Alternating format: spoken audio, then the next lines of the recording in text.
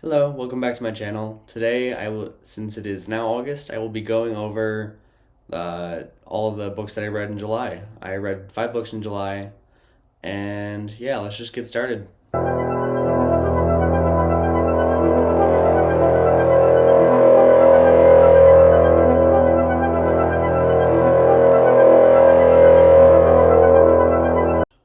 So, the first book I read in July was actually the worst book I read in July, and I don't have it with me since I had it from the library, but I do have the copy of The Wastelands that I'm currently reading, so I'm just gonna hold this up instead because I like to hold books up when I'm talking about it. But the first book I read this month was The Eyes of the Dragon by Stephen King, and it's fitting, I guess, since it's the same author, but I don't know if that really matters.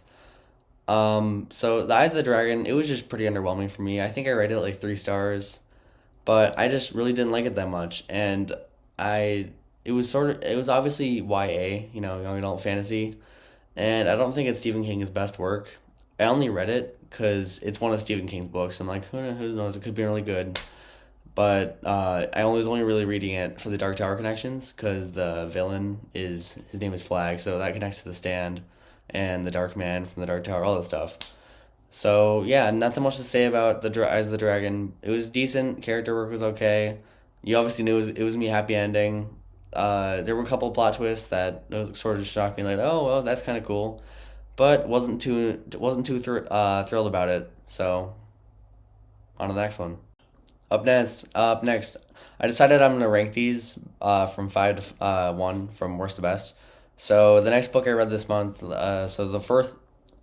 the second worst book that I read this month, or the fourth best, depending on which way you think it, is The Martian by Andy Weir. See, I compared to The Eyes of the Dragon, I actually quite enjoyed this one. Like, it was kind of witty book. I'd seen the movie before, sort of knew how the story went, and you knew it was gonna be a good ending.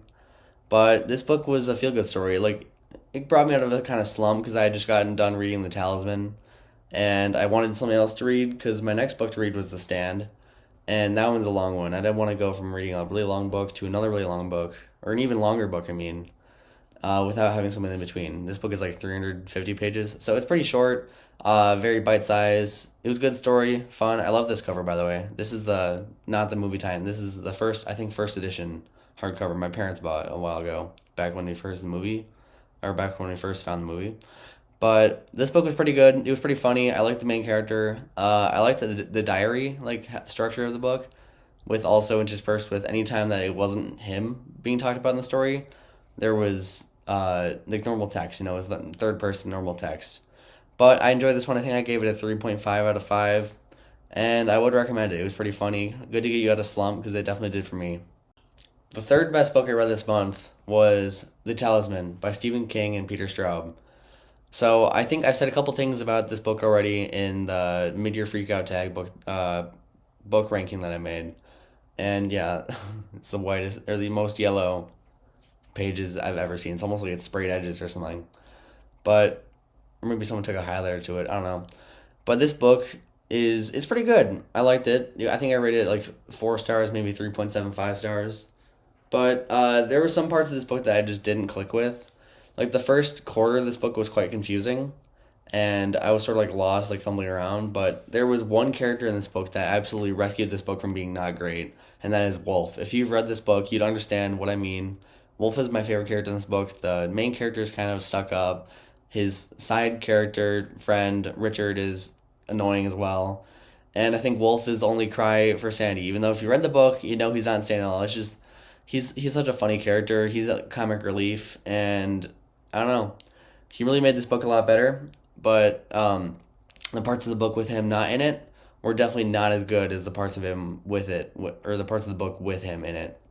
So I had to give this book a 3.75 because it only really had my attention. Like, I only really wanted to read this book during the second and fourth quarters. But this is pretty decent. I would recommend it because I'm going to read the Black House soon, with my Dark Tower read, because this book has Dark Tower connections if you didn't know, but this book is pretty good and kind of necessary with the Dark Tower, so that's why I ranked it number 3rd this month. So the second best book I read this month, and actually one of the best books I've read this year, this was on my mid-year freakout, was The Drawing of the Three by Stephen King. And so I was just talking about the Dark Tower for the last two books, and finally we're talking about actual Dark Tower books. After I had gotten done reading the Gunslinger, I went straight into this one, like no break at all, and I was just thrilled. This book was a thrill ride from beginning to end. It was a roller coaster. The characters are super lovable. Like you meet Eddie and Susanna, and they're just great characters. And I think that this book is one of the. I've heard this is one of the best ones in the series, and I don't see that as like a lie. Like, it's pretty good, but I have heard that the next one, the Wastelands, is one of the best ones as well. I'll talk about that one today. Obviously, just saw that one in place of the Eyes of the Dragon, but yeah, this book is great. It has a lot of tension, has some funny moments. There's some interesting settings, even though it all takes place in New York pretty much. There's some interesting settings, and I just love the characters in this book. He made it seem like, compared to the first book, where the characters were like kind of like not as fleshed out and really confusing, this book was straight to the point. You understood everything that was happening, and it was a ride. I don't know what else to say. I think I rated this one 5 stars. It was honestly one of the best books I've read this year. And you might be wondering, what could possibly be one of the best books I've read this year? Well, that might just be the next book that's about to come up. The best book that I read this month, and the best book that I've read this in my entire life, is The Stand by Stephen King. This chunker of a book at 1,150 pages was worth it from a ride. It was quite the ride from beginning to end. Context here. The first quarter of the book is a little bit slow because you're bouncing between so many different POVs. But once you start if you can see on the side here, you can sort of see where the chapters are.